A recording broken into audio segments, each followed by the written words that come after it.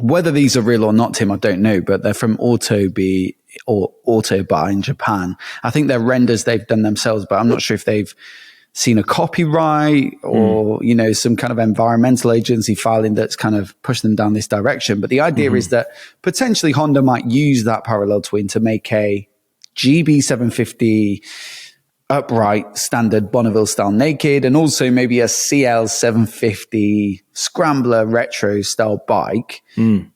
Thoughts on them, Tim?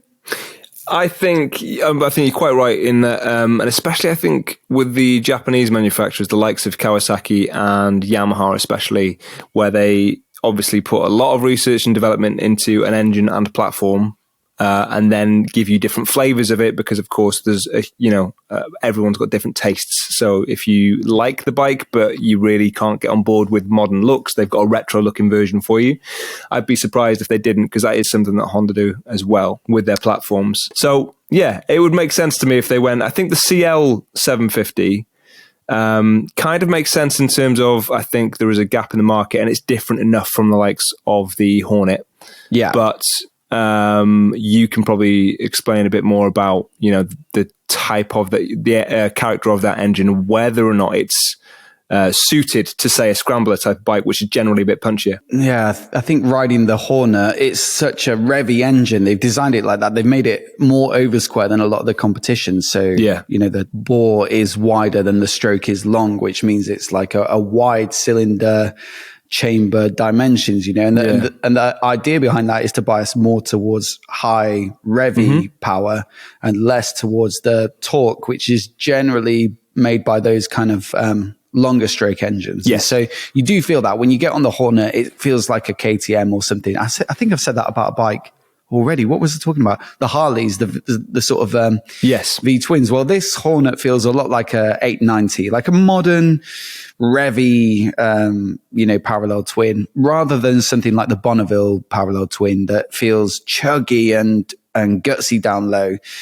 And so I was just wondering whether the engine feels appropriate, I suppose, for like a retro bike. The other thing is the sort of inertia where, if you look at the crank on like a Bonneville parallel twin, they've got them on display at the factory visitor experience in the Triumph factory in the UK. It's massive. The sort of beefiness of the crank is very apparent when you put it next to, I think they have the Tridents next to it, which is a revvy triple. So it's small, and it means that when you rev it, it goes up and down the revs really quickly.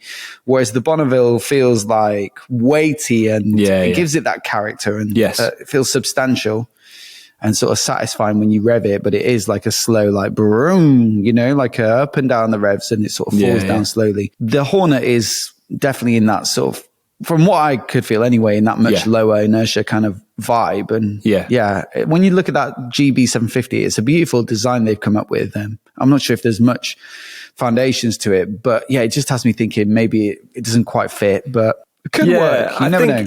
I think, for me, I think the engine probably works better in the GB if they do decide to do the GB. And it's not actually a moniker I'm kind of familiar with in the Honda range.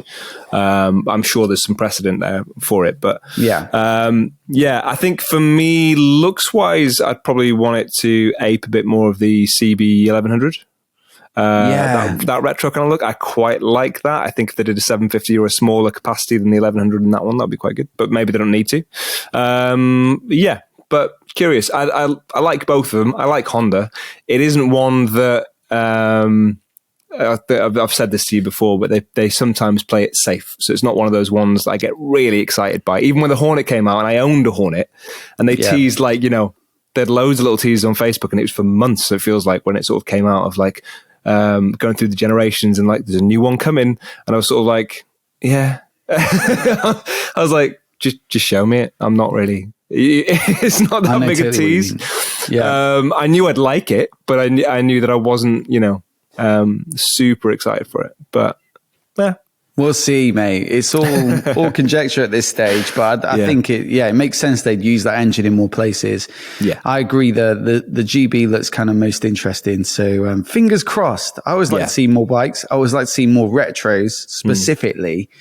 We're both big fans of that genre. So more is good for sure.